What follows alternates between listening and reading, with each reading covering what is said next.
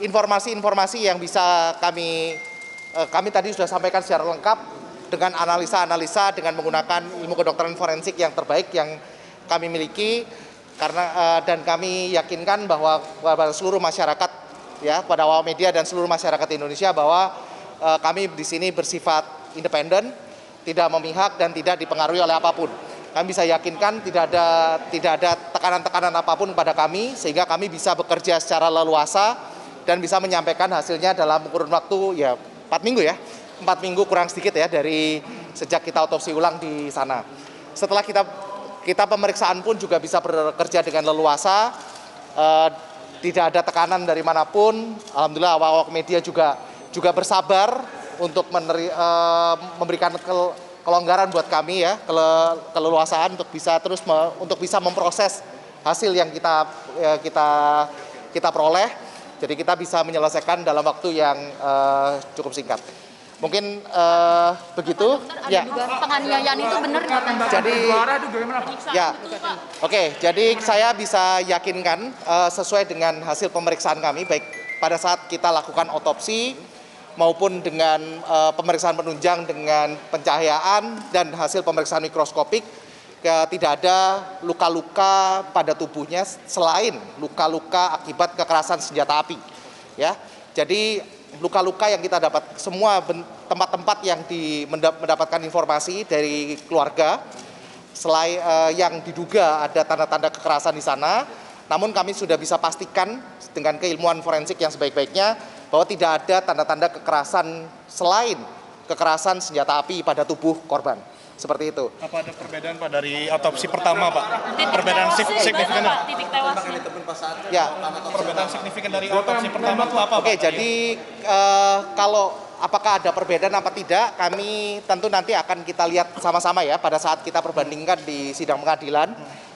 Dari ahli yang pertama yang melakukan otopsi pertama, sekalipun juga kami yang melakukan otopsi ulang. Otopsi ulang ini tentunya ada plus minusnya pastinya ya. Tentu gambaran luka pun pasti akan lebih baik di otopsi yang pertama daripada yang otopsi kedua. Tapi dari kita bisa lihat bahwa otopsi yang kedua ini kami masih bersyukur banyak baik itu bantuan dari Allah Subhanahu wa taala, dari Tuhan Yang Maha Esa, serta dari tim yang kami siapkan, penasehat kami juga semua memberikan petunjuk bahwa gambaran luka-luka yang kita temukan pada tubuh masih cukup jelas. Setelah kita review lagi baik dari tubuh, baik saat kita melakukan pemeriksaan, dari foto serta gambaran mikroskopik, kita masih bisa meyakini bahwa luka-luka itu adalah misalnya luka tembak yang ada di tubuh korban itu masih jelas sekali. Sehingga kalau dikatakan bagaimana apakah perbandingannya antara otopsi pertama dengan otopsi kedua, terus terang nanti kita sama-sama lihat di pengadilan pada saat kita hadir sebagai memberikan kesaksian. Dan saya rasa dari Bareskrim juga bisa melihat memperkuat keyakinannya dari hasil otopsi ulang ini dengan otopsi yang pertama. Bagaimana nih, apakah ada perbedaan atau tidak? Yang jelas kami melihat bahwa pada otopsi kedua ini luka-luka yang ada itu jelas masih bisa kita identifikasi, baik itu sebagai luka tembak masuk maupun ada yang sebagai luka tembak keluar. Ada dua arah tembakan dari depan dan belakang Pak.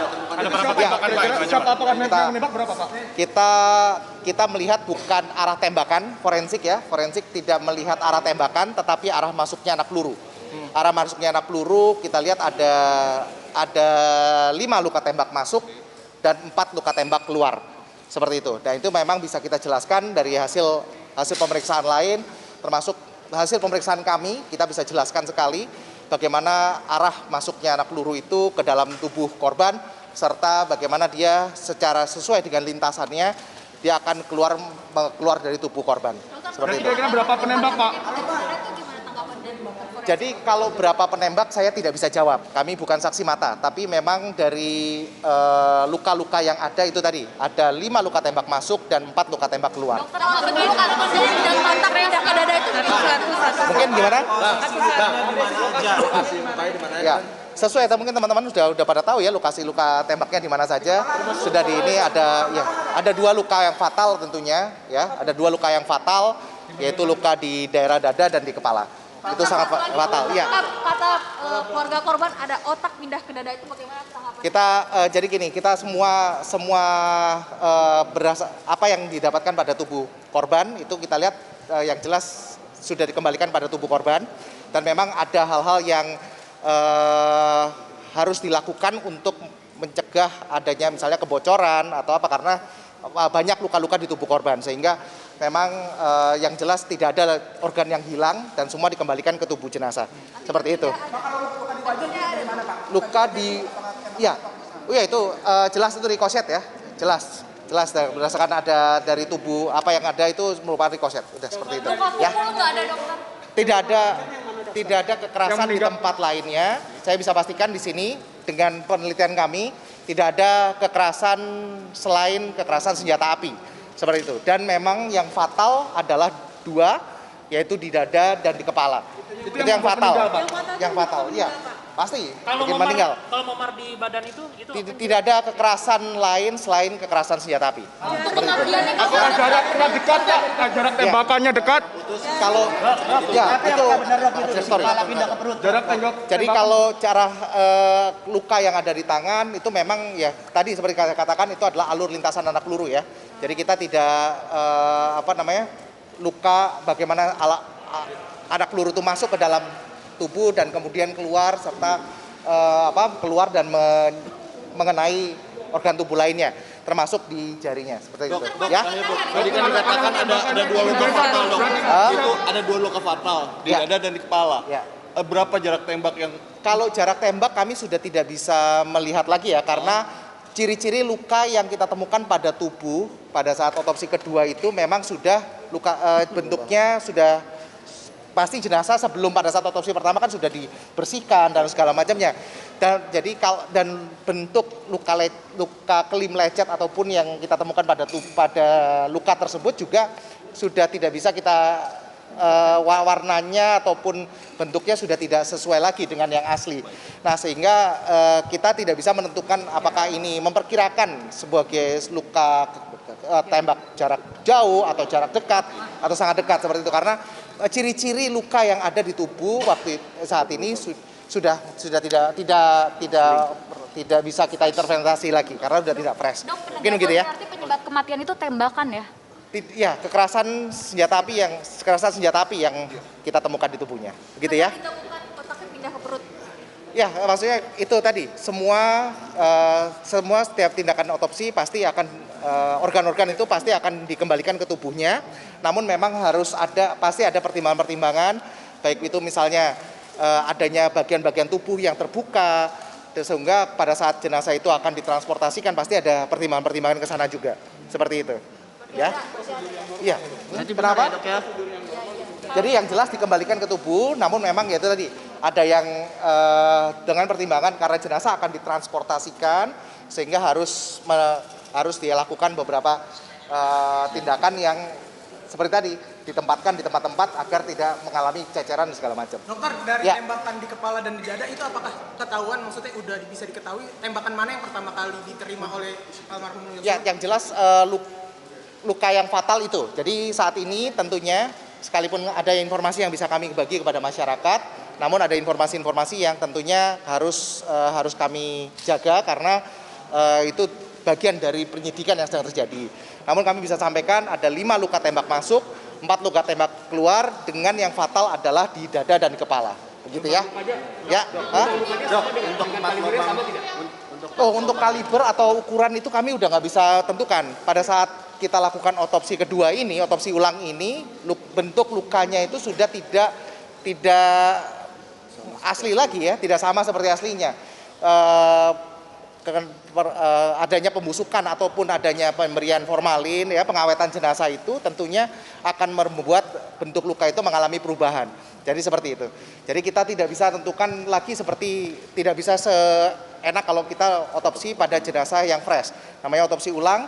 Jadi ada keterbatasan, namun ini yang terpasti dan kita bisa sampaikan kepada masyarakat dengan menggunakan keilmuan kita yang sebaik-baiknya dari forensik bahwa memang luka-luka itu betul adalah kekerasan senjata api dan tidak ada luka-luka lain selain kekerasan senjata api. Begitu.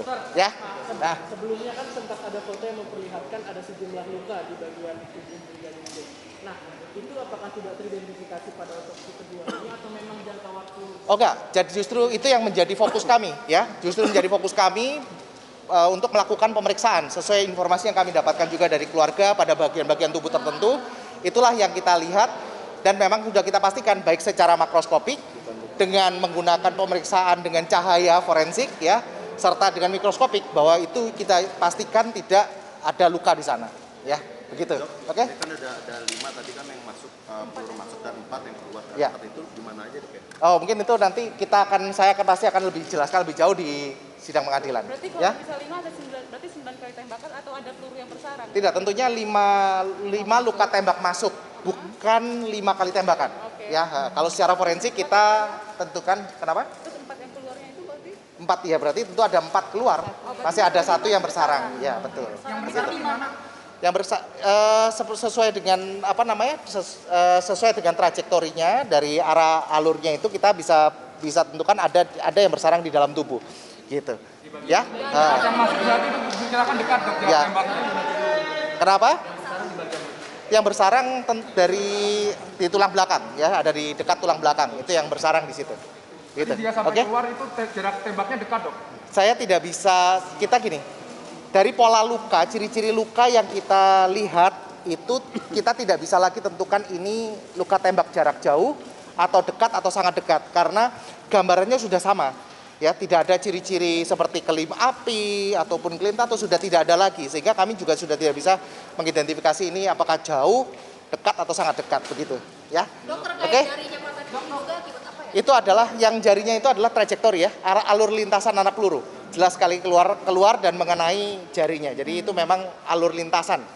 Nah, jadi kalau bahasa awamnya mungkin tersambar ya, seperti itu. Itu 2 Oke ya. Berapa jari? Ada 2 ya, di kelingking sama jari manis tangan kiri. Kiri. Saat melindungi ya. diri gitu ya dok ya? Kalau melindungi diri apa enggak saya nggak tahu, tapi memang sesuai analisa kami terkait arah lintasan anak peluru itu juga memang sesuai dengan arah lintasannya ketika keluar dari tubuh tersebut. Kuku Ya, sama kuku oke. dicabut itu benar nggak dok? Oh enggak ada kuku dicabut, tidak ada sama sekali. Ya, Terkait penegasannya aja dok, seperti apa kasusnya, maksudnya kejadiannya secara forensiknya dari dokter sendiri dianalisa apa dok? ya itu tadi saya penegasannya seperti ini bahwa kita sudah lakukan pemeriksaan sebaik-baiknya terhadap tubuh Brigadir Yosua dengan keilmuan forensik sebaik-baiknya dengan semua pemeriksaan yang kita miliki baik secara otopsi maupun pemeriksaan penunjang dengan pencahayaan hingga pemeriksaan mikroskopik. Semuanya tadi kita sudah sampaikan dalam dokumennya, sudah kita berikan kepada Barreskrim dan semoga ini bisa memperkuat, memberikan keyakinan buat penyidik sebetulnya luka-luka yang terjadi seperti apa, ada di mana saja supaya tidak ada lagi keraguan-raguan bagi penyidik tentang kejadian ini. Mungkin itu ya.